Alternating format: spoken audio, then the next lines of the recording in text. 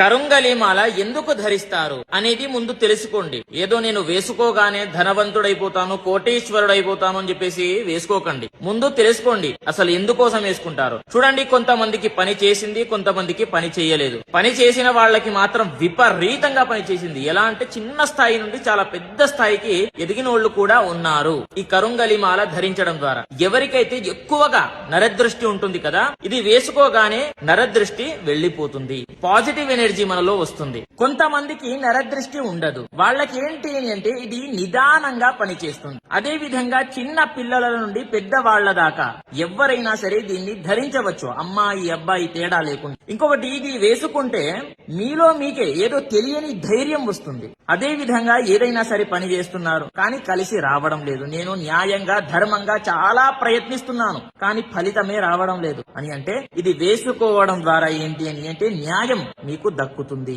న్యాయం ఎక్కడైతే ఉంటుందో అక్కడ ఖచ్చితంగా ఇది ఉంటుంది అనేది గుర్తు పెట్టుకోండి, చాలా పవర్ఫుల్. ఇంకొకటి, చాలా మంది ఒరిజినల్ కరుంగలి మాల ఎక్కడ దొరుకుతుంది అని చెప్పేసి అడగడం జరుగుతుంది. చూడండి, నా దగ్గర అవైలబుల్ గా ఉన్నాయి ఒరిజినల్ కరుంగలి మాల.